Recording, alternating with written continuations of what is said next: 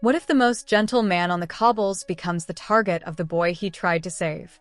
Could we really be looking at a tragedy where Sam Blakeman, the street's youngest genius, ends up ending the life of Roy Cropper? It is a scary thought, isn't it? This isn't just another soap opera twist. We're talking about a psychological descent that has left the entire fandom reeling. Coronation Street fans are used to drama, but this is something else entirely. It's a deep, dark look at how trauma can break a person's mind. Today, we are diving into one of the most harrowing storylines the show has ever produced. We're talking about Sam's mental health crisis and that moment Carla Connor realizes something is very, very wrong. You have to wonder, how did we get here? Think about everything Sam has been through lately. He's just a kid, but he's carrying the weight of the world on his shoulders. It all started with Megan Walsh. She's a master manipulator who groomed Will Driscoll. Then she turned her sights on Sam. She threatened him, she pressured him, and she even made him take tablets that weren't his. Can you imagine the fear that poor boy felt? It's no wonder his mind started to fracture. The writers have done a brilliant job showing how a child's intelligence can actually be a disadvantage when they're trying to process something this dark. Now, let's talk about Roy. He is the moral compass of Weatherfield. Everyone loves him. Fans have called him friendship goals for years, especially after everything he did for Carla when she was sick. Remember when he wanted to donate a kidney to her? That's the kind of man he is. He's selfless and kind. So, why is Sam seeing a creepy version of him? It's fascinating from a psychological perspective. Roy has always been Sam's safe space. They share a love for chess and big ideas. But when you're traumatized, your brain can weaponize the things you trust most. By turning Roy into a malicious figure, Sam's psychosis is essentially cutting him off from the one person who could actually help him. Inside his head, Sam must be feeling a level of betrayal that he can't even put into words. Imagine the person you look up to most suddenly telling you to rid yourself of your enemies. It's a total flip of everything Sam knows to be true. That creates a massive amount of stress.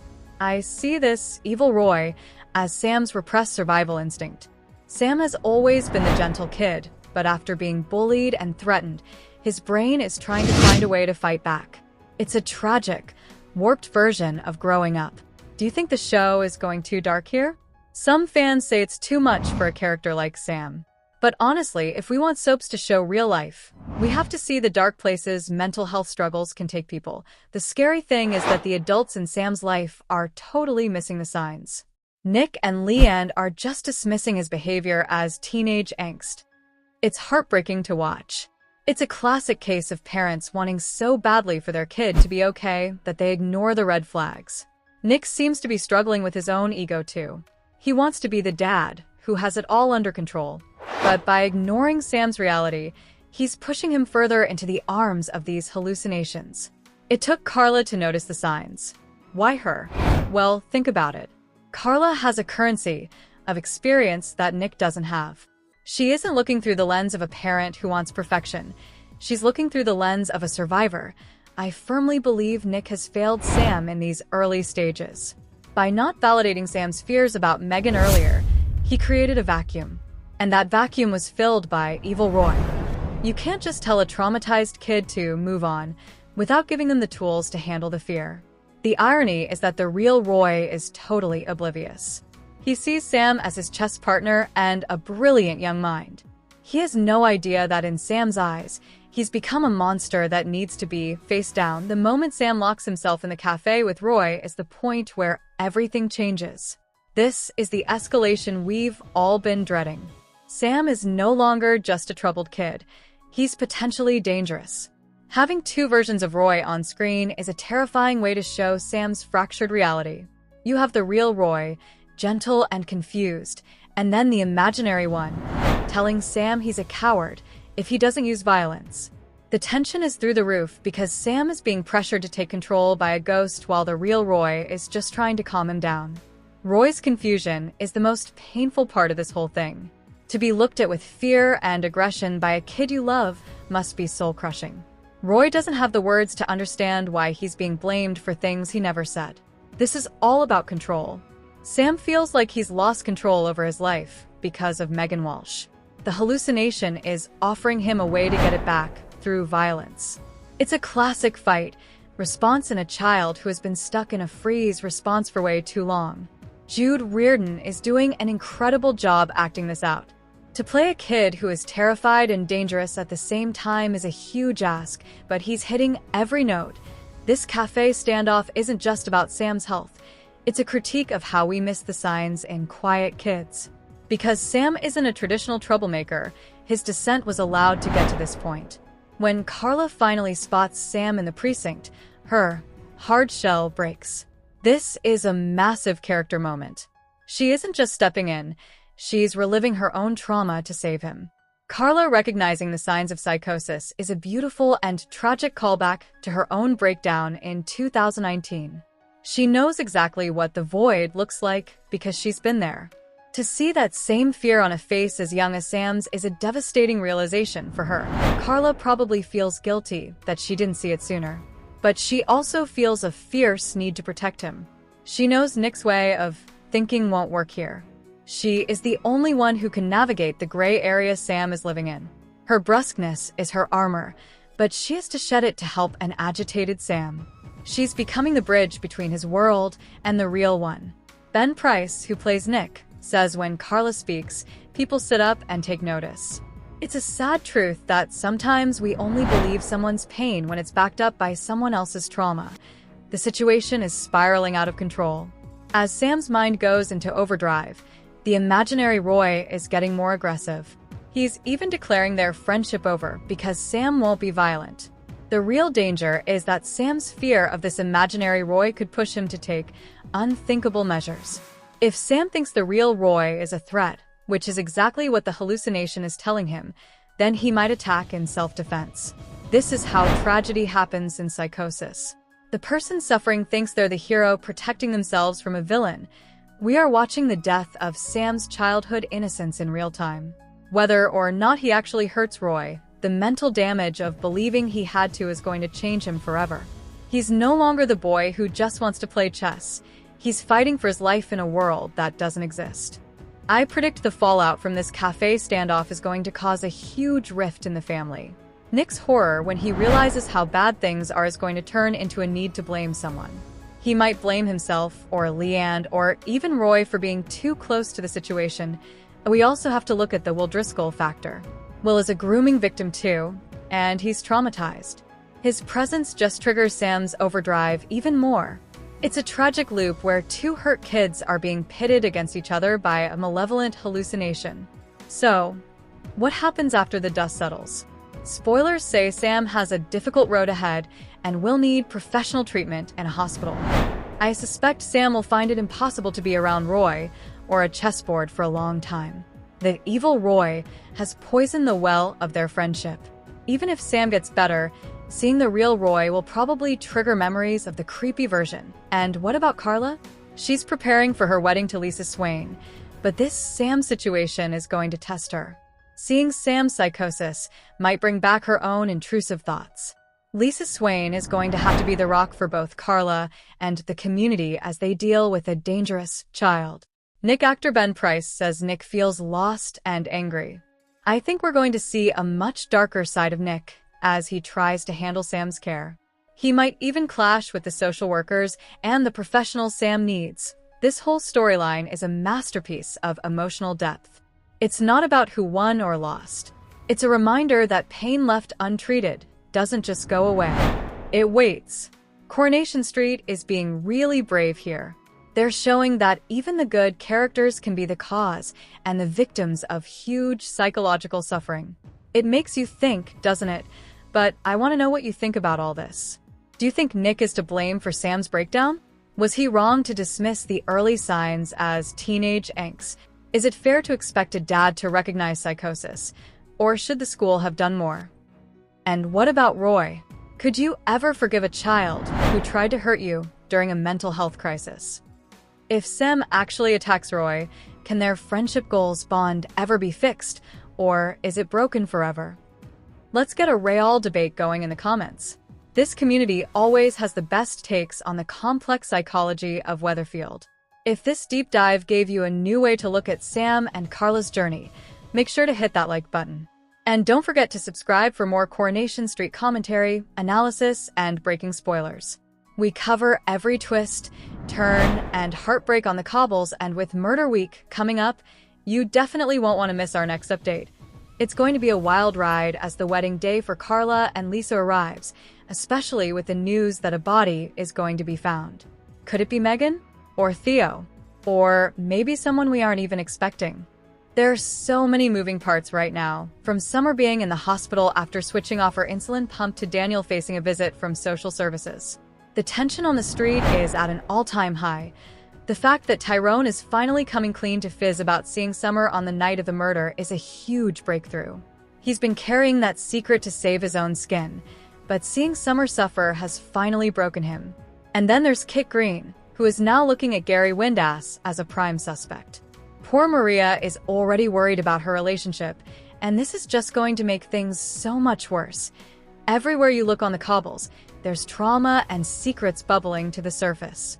But the Sam and Roy story is the one that really gets to the heart of what the show is about, the bonds we form and how easily they can be broken by things beyond our control. It's a reminder that we need to look out for each other, because you never know what someone is dealing with behind closed doors. So, as we wait for the next episode, let's keep the conversation going. Is Sam the real victim here? Or is Roy? Can Carla save them both? Or is she taking on too much? Weatherfield is about to get a lot darker, and I'll be here to break it all down for you. Thanks for watching, and I'll see you in the next one where we'll talk more about the Swarla wedding and the fallout from the big murder twist. Is Nick Tilsley really to blame for the total collapse of Sam's mental health? It is the question every Coronation Street fan is asking right now. When you see a young boy like Sam spiraling into a full-blown psychosis, your first instinct is to look at the parents. You want to know how they could let it get this far. Was Nick just being a typical, busy dad, or was he willfully blind to his son's suffering? Well, let's really dig into this because the answer isn't as simple as you might think. It is a tragic, messy situation where good intentions collided with a parent's worst nightmare. The funny thing is that Nick and Leanne actually thought they were doing the right thing. For weeks, they watched Sam change. He wasn't himself. He was withdrawn and clearly struggling. But instead of seeing the red flags for what they were, they chose to label it as teenage angst. They were literally trying to reassure themselves that nothing sinister was going on. You have to ask yourself, why do parents do that? It is a psychological defense mechanism. If you admit your child is having a mental health crisis, your whole world shifts. It's much easier to tell yourself he's just being a difficult teenager. But in doing that, Nick essentially left Sam alone in a room with his own demons. The sources tell us that Nick was completely oblivious to the sheer scale of Sam's turmoil. That is a heavy phrase to use about a father. While Nick was busy running the bistro and dealing with his own life, Sam was experiencing intense hallucinations. Imagine that for a second. Your child is seeing a creepy version of a family friend, and you have no idea. It makes you wonder if Nick was truly listening when Sam tried to speak. Or was he just hearing what he wanted to hear? From a psychological perspective, this is a classic case of normalcy bias. Nick wanted his life to be normal so badly that he refused to see the sinister reality staring him in the face. But here is where it gets really dark. Sam's hallucinations weren't just random. They were manifestations of his deepest insecurities. One of the most heartbreaking moments in this entire storyline is when the imaginary Roy sits across from Sam at the bistro. In that disturbing scene, the fake Roy suggests that Nick might never have even wanted Sam in the first place. That is a gut punch. It shows that underneath Sam's quiet exterior, he has been carrying a massive amount of anxiety about his place in the family. Was that Nick's fault? Well, think about how Sam came into his life. He was a surprise son from a past relationship. Then his mother, Natasha, was tragically killed. Nick stepped up, sure, but Sam's mind has clearly twisted that history into a fear of being unwanted. If Nick had been more present, or more validating of Sam's fears about Megan Walsh, would that seed of doubt have grown so large? The sources suggest that Sam felt he wasn't believed when he talked about the threats he was facing. When a child feels like their parents aren't listening, they stop talking to the parents and start listening to the voices in their head. The irony is that Nick sets himself up as the man who can handle it all. He wants to be the stable one, the businessman, the rounded father. But Ben Price, who plays Nick, points out that this image crumbles when he realizes he can't actually handle it. There is a lot of ego involved in Nick's parenting. He wants the perfect family unit with Leanne and Sam. Admitting Sam was really not well felt like a big leap for him. He only made that leap because Carla Connor stepped in and broke through his hard shell. Think about the dynamic there. Carla has what Ben Price calls a currency of experience. She's been through the fire. She's had the hallucinations and the intrusive thoughts herself. Because she's lived it, she is black and white about it. She doesn't have the luxury of denial. When she told Nick that Sam was suffering from psychosis, he finally had to sit up and take notice. But why did it take an outsider, even one as close as Carla, to make a father see his own son's pain? That is where the blame really starts to stick to Nick. He trusted his own desire for a quiet life more than he trusted his son's changing behavior. The situation eventually bridges the gap into becoming dangerous. This is the moment every parent dreads. Sam locks himself in the cafe with Roy and becomes aggressive. Nick is outside, desperately trying to convince him to open the door. It's a complete role reversal. The son, who has always been gentle and never dangerous, is suddenly the one in control of a volatile situation. Nick's horror in this moment is real, but it's a horror born out of his own failure to act sooner. You also have to look at how Nick handled the Megan Walsh situation. Sam was being groomed, threatened, and pressured into taking ADHD tablets that weren't his. He even ended up in the hospital because of it. The trauma from that ordeal was the literal fuel for his psychosis. Producer Kate Brooks explained that Sam's mental health was really damaged because he wasn't believed and because of the fear he felt. If Nick had been more protective or more aggressive in shutting Megan down, would Sam have felt the need to create an evil Roy to face down those bullies? The imaginary Roy told Sam to trust no one. That includes his own father. The YouTube commentary on this really hits the nail on the head. They describe it as a tragic misunderstanding, where two people were being failed by the people around them who simply haven't noticed. Nick and Leanne were understandably consumed by their own lives. But is that an excuse? In the world of Coronation Street, being consumed by your own life usually means you're ignoring the people who need you most. The damage to Sam is described as real and potentially permanent.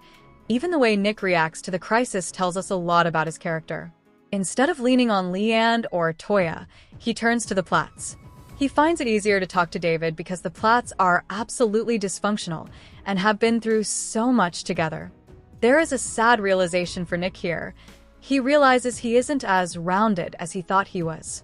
He recognizes that he doesn't know how to handle a child with these kinds of needs. David has had kids and been through wild times, whereas Nick is out of his depth at SO. Back to the big question, is he to blame? If blame means he intentionally hurt Sam, then no. But if blame means he was a catalyst for the crisis through neglect and denial, then the evidence is pretty strong. He missed the flashing red lights because he was looking at the perfect picture he wanted to see. He allowed Sam to feel isolated and unheard during the most traumatic experience of his life. And he only accepted the truth when someone else forced him to look at it. Now, I want to hear from you. Do you think Nick is the villain of this story, or just a flawed dad who got caught in a terrible situation? Could any parent realistically be expected to diagnose psychosis in their child, or was Nick's denial dangerously deep? And do you think Sam will ever be able to trust Nick again after feeling so unwanted and unheard? Drop your thoughts in the comments below. I know this is a heavy topic, but it's one of the most important stories Corey has told in years. If you appreciate this kind of deep dive analysis into the psychology of the Cobbles, make sure to hit that like button and subscribe. We've got Murder Week coming up, and with the Swarla wedding on the horizon, things are only going to get more intense. You won't want to miss our next update as we see if Nick can finally step up and be the father Sam needs him to be. Thanks for watching, and I'll see you in the next one.